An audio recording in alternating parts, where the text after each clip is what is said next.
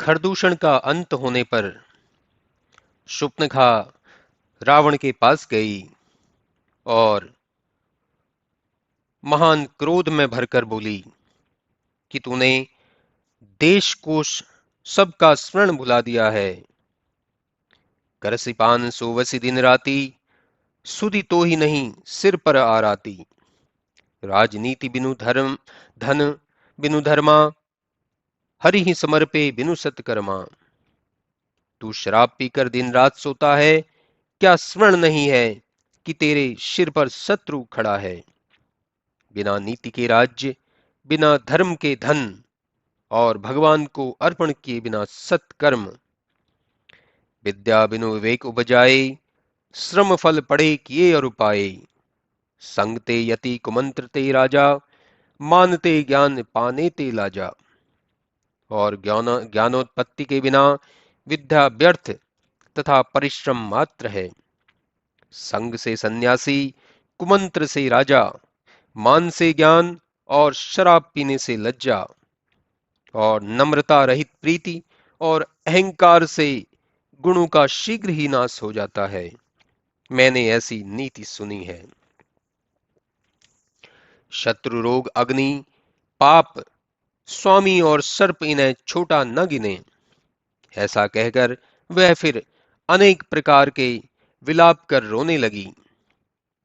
फिर व्याकुल होकर सभा में गिर पड़ी और बहुत प्रकार से रोती हुई कहने लगी, हे दशकंधर, तेरे जीते जी मेरी ऐसी दुर्दशा हो गई। सुनत सभासद उठी अकुलाई, समुझाई गई बाहु उठाई। कह लंकेश कहसी निज बाता, केहि तव नासा कान निपाता। यह सुनते ही सभासद क्रोधित हो गए और समझाकर बाह पकड़कर उठाया। तब रावण ने कहा कि क्या है, अपनी बात कह, किसने तेरा नाक कान काटा है। अवध नृपति दशरथ के जाए, पुरुष सिंह बन खेल न आए। समुचि परी मोहि इनके करनी, रहित निशाचर करिहई धरनी। तब शूर्पणखा बोली कि अयोध्या के राजा दशरथ के पुत्र जो मनुष्यों में सिंह समान हैं, वह दंडक वन में शिकार खेलने आए हैं। उनकी करनी से मुझे ज्ञात होता है कि वे पृथ्वी को राक्षसों से रहित कर देंगे। हे रावण, जिनकी भुजाओं का बल पाकर मुनिजन निर्भय होकर वन में विचरते हैं, देखने में तो वे बालक हैं, पर काल के समान परम वीर, धनवी और अनेक गुणों से युक्त हैं। दोनों भाई अमित बली और प्रतापशाली हैं। दुष्टों को मारने में रत और देवता मुनियों को सुख देने वाले हैं। वे शोभा के धाम हैं और उनका नाम राम है, जिनके साथ एक सुंदर स्त्री है। वह अत्यंत सुकुमारी और प्यारी है, जिसकी उपमा देने के योग्य नहीं है।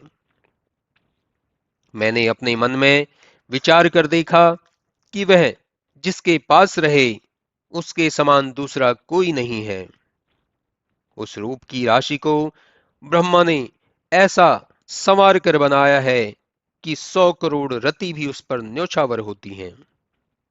अब भी तुम जाकर जब उसे देखोगे तो विकल हो उसके वश हो जाओगे। हे दशानन, सुन, वही जीवन मुक्त है और उसी के वश में सब लोग हैं।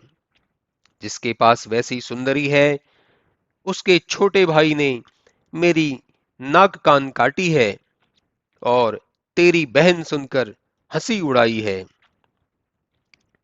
हे देवताओं के शत्रु, बिना अपराध तो हमारी ऐसी दशा हुई, अपराधी उसके हाथ से कैसे बच सकते हैं। खरदूषण ने मेरी गौहारी की तो उन्होंने क्षण भर में ही सब सेना मार गिराई। खरदूषण तिसरा कर घाता, सुनि दस शीस जरे सब गाता। भयों सोच बस नहीं विश्रामा, बीत ही पल मानहु सत जामा। खरदूषण और तिसरा की मृत्यु सुन रावण के सब अंग जलने लगे। वह सोच के वश हो गया, विश्राम न रहा, और एक पल मानो 100 पहर के समान बीतने लगे। शूर्पणखा को समझा बहुत प्रकार से अपने बल का वृतांत कह रावण घर में चला तो गया, परंतु शोकवश होने से उसको रात में नींद नहीं आई। सुर नर असुर नाग जगमाही, मोरे अनुचर सम को नाही। खरदूषण मोसम बलवंता, तिन्ह को मारे बिनु भगवंता। देवता, दैत्य, मनुष्य और नाग जो जगत में हैं, उनमें से कोई भी मेरे नौकरों के बराबर नहीं है। और खरदूषण तो मेरे ही समान बलवान थे, उनको भगवान के बिना कौन मार सकता है।